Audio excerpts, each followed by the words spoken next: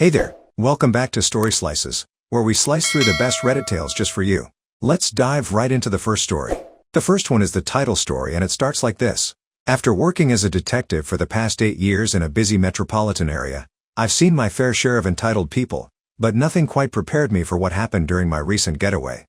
For context, I hadn't taken a proper vacation in almost 3 years. Between homicide cases, drug busts, and the general chaos of the job, finding time to disconnect was nearly impossible. The past 6 months had been particularly brutal. A serial burglary case had consumed my life, with 80-hour work weeks becoming my new normal. By the time we finally closed the case, I was running on fumes. My captain practically ordered me to take time off. "You're no good to anyone if you burn out completely," he told me during our last briefing. I knew he was right. My eyes had permanent dark circles, my temper was shorter than usual, and I'd been surviving on gas station coffee and whatever food I could grab between witness interviews. So I booked a cabin in the mountains, about 4 hours from the city. This wasn't just any cabin, it was a premium rental that cost me nearly 2 weeks' pay. I'm talking handcrafted log construction, a massive stone fireplace, wraparound porch with views of the lake, fully stocked kitchen, and most importantly, absolutely no cell service. The property manager had emphasized this point during booking, mentioning that many guests chose the location specifically for its digital detox qualities. Perfect. I reserved it 6 months in advance, paid in full, and counted down the days. When I finally arrived, it was everything I'd hoped for. The cabin sat at the end of a winding gravel road, surrounded by pine trees and nothing else. The nearest neighbor was over a mile away. I could breathe again. The first day was bliss. I hiked around the property, cooked an actual meal that didn't come from a microwave, and fell asleep in front of the fireplace with a book I'd been meaning to read for months. For the first time in ages, I felt the tension leaving my body. Day 2 started even better. I woke up at sunrise, made a pot of strong coffee, and took it out to the porch to watch the morning mist rise off the lake. It was one of those perfect moments where you think, this is exactly what I needed. Then I heard it. Tires on gravel. A large silver minivan with out-of-state plates came crawling up the driveway, moving cautiously as if the driver wasn't sure they were in the right place. I felt a prickle of annoyance. The property manager had assured me complete privacy. The van parked, and out poured what seemed like an entire extended family. A woman and man who appeared to be in their 40s, 3 kids ranging from about 8 to teenage years, and an older couple I assumed were grandparents. They all stretched and looked around appreciatively at my cabin. The woman, designer sunglasses perched on her head, wearing the kind of coordinated athleisure outfit that screams, "I want to speak to your manager," spotted me on the porch and headed my way with confident strides. "Good morning," she called, too cheerful, too familiar. There must be some mix-up. "We have this cabin booked for our family reunion. We've driven 6 hours to get here." I set my coffee down slowly. "There's no mix-up. I booked this place months ago." Her smile tightened. "Well, I have our reservation confirmation right here." She fumbled with her phone, scrolling through emails. "So do I," I replied, going inside to retrieve the printed confirmation I'd brought along. When I returned, her husband had joined her at the bottom of the porch steps. I handed them my paperwork showing dates, confirmation number, and payment receipt. The woman barely glanced at it. "This can't be right. Today's the 15th, and we booked the 15th through the 22nd. "Yes, today is the 15th, I agreed. "But I booked from the 13th through the 27th. I've already been here a day." The husband leaned in, studying my paperwork with furrowed brows. "There's got to be a mistake. We've been planning this for months. It's our daughter's birthday tomorrow." "I'm sorry for the confusion, but I've paid in full, and I'm in the middle of my stay," I explained. "You should contact the rental company." The woman's demeanor shifted suddenly. Her smile disappeared completely, replaced by something harder. "Look, we've got grandparents and tired kids who've been in the car for hours. Surely you can understand." "I do understand, but this is my vacation. I've been planning this too." "But you're just one person," she said, gesturing toward the cabin. "This place sleeps 8. We need it more than you do." I felt my detective instincts kicking in. Something wasn't adding up. "Again, I suggest you call the property manager to sort this out." The husband pulled out his wallet. "Tell you what, we'll give you $100 for your trouble if you pack up and leave now. That's fair, right?" I nearly laughed. The cabin cost over $300 per night. "No, that's not fair at all. I'm staying." The woman stepped closer, invading my space. "You'd ruin a child's birthday vacation? What kind of person does that?" "The kind who honors reservations and contracts," I replied evenly. What happened next shocked even me, and I've seen plenty in my line of work. The woman's face contorted with rage, and before I could react, she slapped me hard across the face. "You selfish jerk," she screamed. "You don't deserve this place." Years of law enforcement training kicked in. I stepped back, kept my hands visible, and spoke calmly. "You need to leave the property now, or I'll call the authorities." The husband grabbed his wife's arm. "Let's cool down here." But she wasn't having it. "No. He's just one person being stubborn. We're not leaving when we drove all this way." I touched my cheek, feeling the sting. That was assault. "Leave now."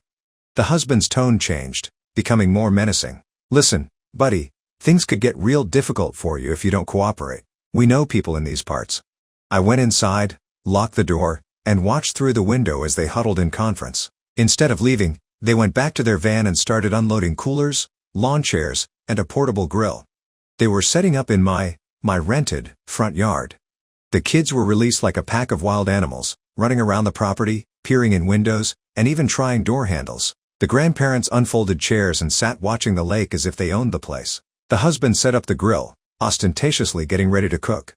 This was a pressure tactic. I'd seen similar methods used by protesters and squatters. They were trying to make my experience so uncomfortable that I'd give in. I needed cell service to call for help. The property had a landline for emergencies, but it was for calling cop only. I remembered the property manager mentioning that cell reception could sometimes be found at the very end of the driveway, near the main road. I grabbed my phone and badge, I don't typically carry my service weapon on vacation, and headed out, locking the door behind me. The woman immediately started taking photos of me with her phone. "I'm documenting everything for the rental company," she called out. "They'll want to know about your terrible behavior." I ignored her and walked to the end of the driveway. Sure enough, one bar of service appeared. I called the property manager's emergency line first.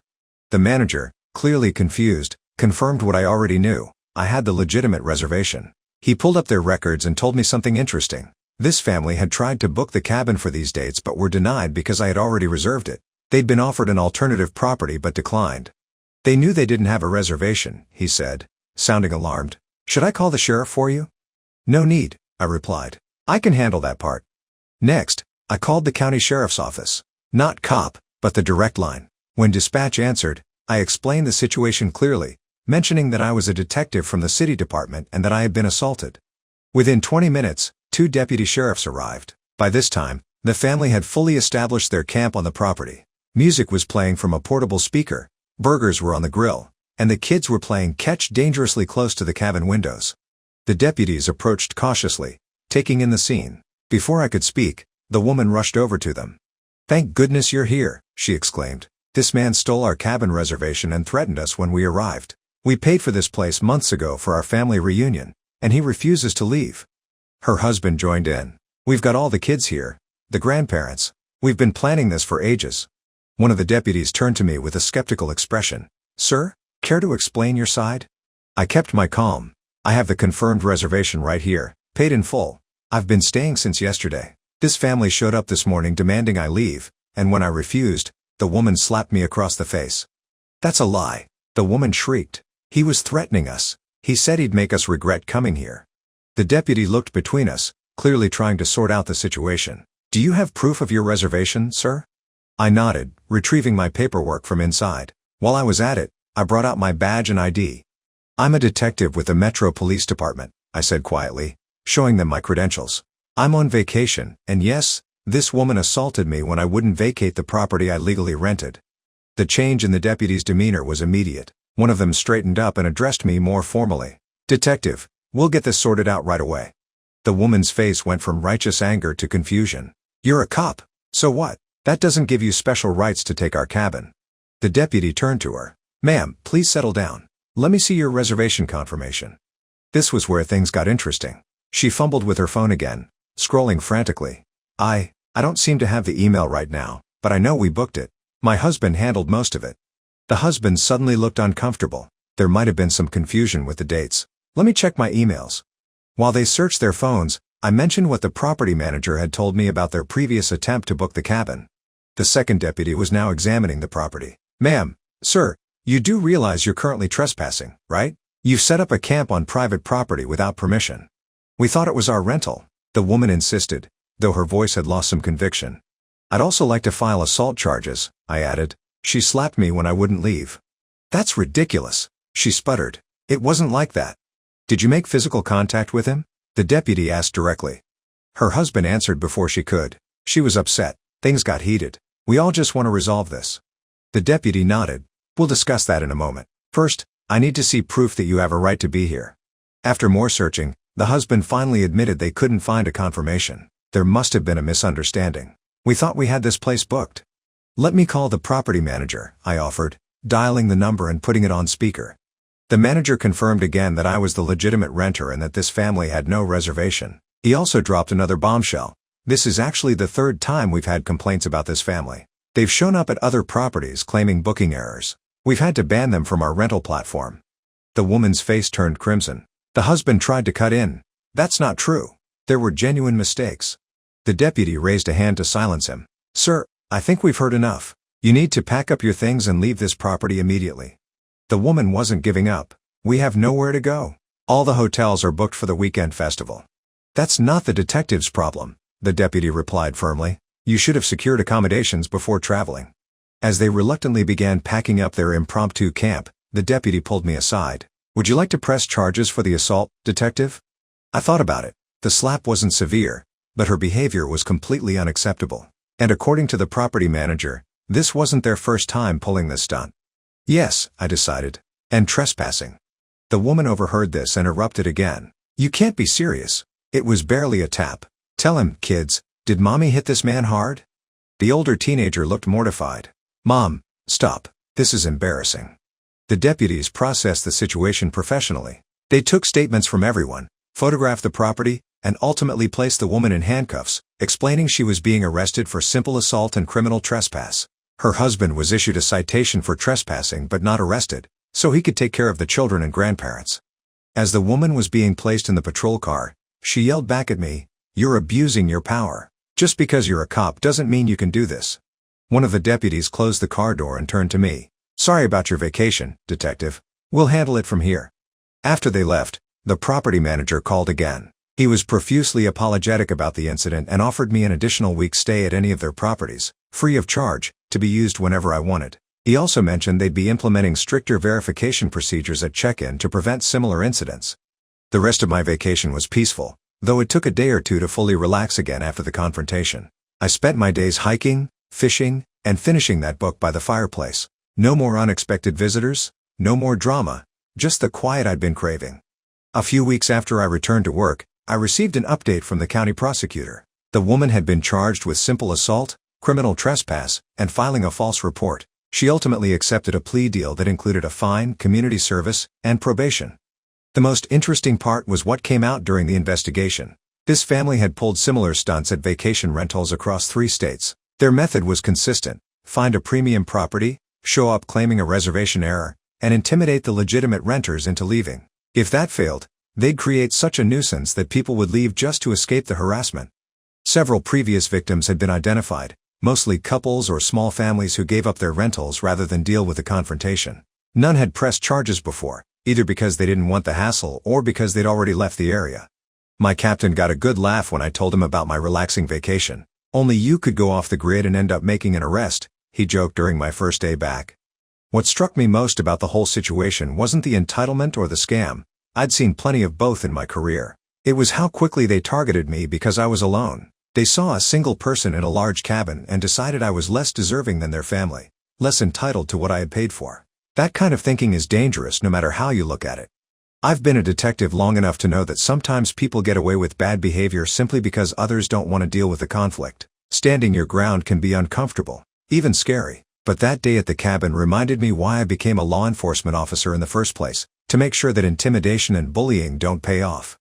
My captain was right. I really did need that vacation. Despite the drama, I came back feeling more centered and ready to get back to work. And next time I take time off, I'll still choose somewhere remote and peaceful. But maybe I'll bring a friend along. Not because I need backup, but because sharing the peace and quiet with someone who appreciates it would make it even better. The vacation might not have started the way I planned, but I'm glad I stood my ground. Some lessons need to be taught, even when you're off duty. The next one is entitled People Story. I, 18 female, overheard conversations with my mom and my dad, 39 female and 40 male, about how they planned to kick me out shortly after my 18th birthday. The way they were talking about it seemed like they were dead serious, and the way it was brought up multiple times made it seem like they were going to kick me out too. So, I decided that I wouldn't give them the chance to kick me out and made plans with my friend Riley, 17 female, to stay at her place until I graduated and moved into a college dorm or had an apartment of my own. Riley's parents were horrified by the thought my parents would kick me out the second I turned 18 and agreed to let me stay at their place as long as I graduated high school. Riley, her parents, and my boyfriend Cole, 18 meters, came after midnight to help me take my belongings to their car and drive me to Riley's house. My parents woke up in the middle of this and asked me what the hell was going. I kinda shrugged and told them that I was moving out before they could kick me out. My parents tried to deny this and attempted to stop me from leaving, but there was nothing that they could do since I'm a legal adult. By the way, I wasn't just going to leave in the middle of the night without any goodbye. I already put a note on the kitchen table where my mom goes to first in the morning, explaining what happened. Right now, I'm at Riley's house in their spare bedroom, and I've gotten bombarded with calls from my parents asking me to come back and not to tell my grandparents about this. In one text, my mom called me an ungrateful idiot for leaving in the middle of the night, and that she should have kicked me out sooner. Update: well, I certainly wasn't expecting to see my story on r/ when I woke up this morning, but here we are. I honestly forget about this account, and struggled to remember the password, but here we go. A lot of shocking information was revealed, and this is just my brief, messy account of it. So, like you all suggested I do, I told my grandparents what happened with screenshots of my parents' texts after I went to Riley's house.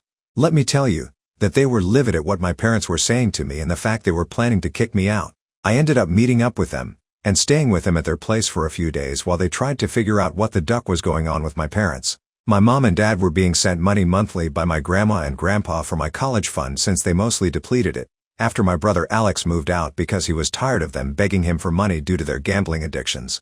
My mom admitted that their plan was to kick me out, but act like I moved out willingly because I found an apartment, and get double the money that they were previously getting to help out with my rent money once they asked my grandparents for it. Grandma yelled at my mom over the phone and told her that she'd never see a dime of her money again. She told my mom that she would rewrite her will so that the money my mom would have gotten would go to me, which my mom freaked out at. My dad blew up my phone one more time before I blocked both him and my mom's numbers for good, calling me an evil idiot and telling me that he wished my mom aborted me. So yeah, I talked with my brother, Alex, and the only thing he really had to say, or ask, I guess, was why our parents' scummy behavior hadn't been called out when they were trying to legitimately steal his paychecks to go gamble. I'm sorry if this is kinda rambly, but this was the best I could do at the moment. Thank you all for your advice, and I'll maybe give another update if anything else happens, but I doubt it will. The next one is entitled People Story. So for some background, my ex-husband and I ended things over 20 years ago. When our son was 2, he stepped out. At the time I was a stay-at-home mom and going to nursing school full-time. He was paying for my schooling. After he left, I asked him if he would keep paying for my school so I could finish with no debt. He agreed, saying it was the least he could do. A few months after that, he got his affair partner pregnant. Once she got pregnant, she demanded he stop paying for my schooling.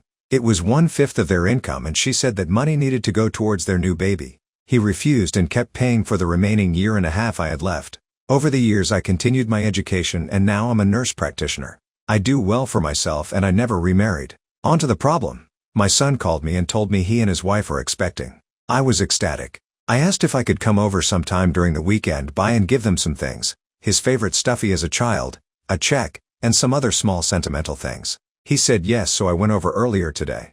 I came by and gave him everything, including a check for a few $1,000s. For baby stuff, co-pays, the nursery, or anything else they may want. My son and his wife thanked me and told me the money would be very helpful. My ex-husband and his wife came over, and little while later, they surprised them with dinner and didn't know I'd be there, and saw the check on the counter. My ex's wife asked about it, and I said, oh well, I wanted to help out where I could. Everything's so expensive nowadays. I was really just trying to be polite, but I don't think this is any of her business. This woman had the audacity to say, well, maybe since you have all this money now, you can finally pay us back all that money you took when you went to college. I was dumbfounded. My ex has literally never brought up me paying him back. He's always said it was the least he could do for both me and our son. My ex has done very well for himself in his career.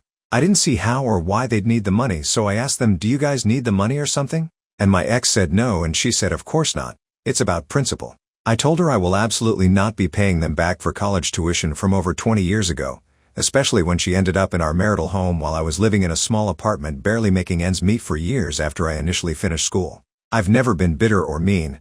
I've always been civil since our kids are siblings, but my blood was boiling. I left shortly after that. According to my son, this has been a point of contention in their marriage. She's brought it up a few times over the years in front of him, and she's insisting to him that he needs to convince me to finally pay back what they're owed. The biggest issue is now that the whole damn family is involved. I got calls from 3 separate family members saying I need to get over myself and just pay it back. So am I the a-hole here? Update. So first I want to clarify some things. Yes, it was our marital home. We bought it after getting married. I didn't fight so hard for it in the divorce for a few reasons. Mostly that she was borderline harassing me about how they needed the house for their growing family. I also didn't want to deal with a longer and more drawn-out divorce, and it would have been if I fought for the house. Yes, he bought me out of the house, however it really wasn't much as it was late 2007. Most of it went towards credit card debt anyway. Another thing, when he was paying for my schooling we were still legally married. The divorce didn't finalize until after I graduated. There was no child support until after I graduated. There was never any alimony. I did live in the house while I was in school and they lived in an apartment. He paid all those bills including hers after she got pregnant. So his finances were tight at the time. The family that called weren't my relatives. They were my ex's and his wife's relatives. I thought they were family. They've since been blocked. On to the update. I got off work yesterday to find a few missed calls from my son. When I called him back he tells me that his stepmom has now asked for the money from the check since it was almost the same amount they spent on my college. She said it was obvious I'd never pay my debts and that I would just give him, my son, more money anyways. I'm stunned. I'm pissed. I don't know what has possessed her to think to ask my son for money intended for his family. I tell my son to ignore her and I'll handle it. So next I call my ex. It goes straight to voicemail. I try again a few minutes later and it's the same thing. So I reluctantly call my ex's wife and she answers immediately. I tell her the 3 of us, my ex, her, and me, need to meet first thing in the morning to discuss the debt. I'm thinking this needs to happen in person with all 3 of us so there's no confusion. She agrees. This morning we met at a coffee shop near my ex's work. As soon as they sit down I say, "So, ex's wife, want to tell me why you think it's appropriate to ask my son for money?" My ex looks at her and says, "You asked our son for money?" She starts on about how she was only asking for the money they're owed and she didn't ask for more than was on the check. Then she says, "For years we struggled due to paying for your school. For years we couldn't afford a new car, a new house, or a nanny. My kids had to share a room." She goes on about her struggles. I started to tune her out because I keep thinking there's no way she's this deluded. It may have been inappropriate but I laughed. I literally took out thousands in credit card debt to keep me and my son afloat while my at the time husband was shacking up with her and paying her bills. My ex looks at her and says, "What the hell, Sarah?" I added, "It's laughable you think you're owed anything from while you were a mistress. We were married when he paid for my schooling. It's quite literally none of your business how he chose to spend money. You had zero entitlement to his money until you said I do, and from what I recall that wasn't until years after the divorce was even finalized. Do not contact me or my son about this money again. You will never see a dime from me." She rolls her eyes and gets up to leave. My ex tells her he's going to stay for a minute. After she's gone he asks why I didn't just call him and tell him about what was going on, said he would have handled it and that it didn't have to go this far. I say I did call him, twice actually, and this is how we figured out she blocked my number from his phone. So those of you who said she's just very insecure, you were absolutely correct. I tell him that she involved his sister, cousin, and his sister-in-law. That I got several calls and texts from them telling me I should just pay back my debt finally. I tell him that she involved the family and then asked our son for money intended for his baby. She's crossed too many lines. He apologizes and says he'll make sure she doesn't bother me about it again. We both leave after that. My son told me he blocked her number and doesn't want her at his house until she apologizes. That's pretty much it for now. The next one is entitled People Story. I, 43F, work a semi-remote job and every month we have our remote employee meeting at the main warehouse. During that meeting, one of the other in-office employees, we'll call her Janice, always plans a potluck lunch. At first it was nice, but for the last handful of months Janice has been passive-aggressively suggesting dishes that I can bring to the lunch, even going so far as to call me out in the email invitation.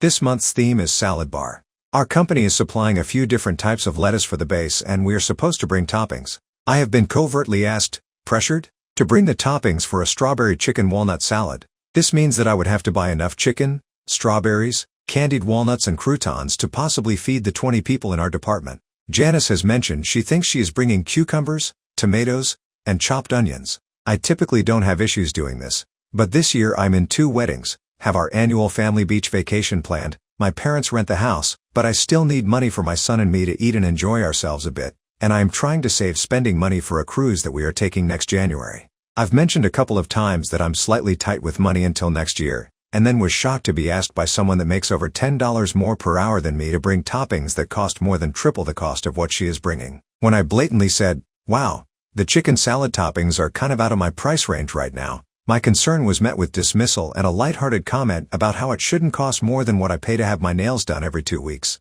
I was furious because I had just mentioned the other day that my nails were the one luxury that I really look forward to nowadays, and I felt like she was trying to use that against me to manipulate me into doing what she asked. Yesterday, after I went home and rage-raided my pantry, I decided that this would be the month that I would not be doing what was suggested. I went through what I had on hand and decided that I will be making a Mediterranean chickpea salad with lemon vinaigrette dressing to share with the group.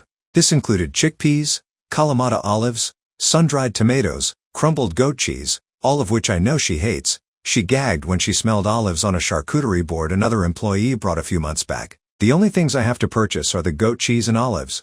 I'm sure that most of my co-workers would enjoy this salad too, so it won't go to waste. I also don't have to worry about her mooching leftovers from me again when I could really benefit from having them to eat myself. So am I the a-hole for making something I know she will hate? And should I keep doing it until she stops asking?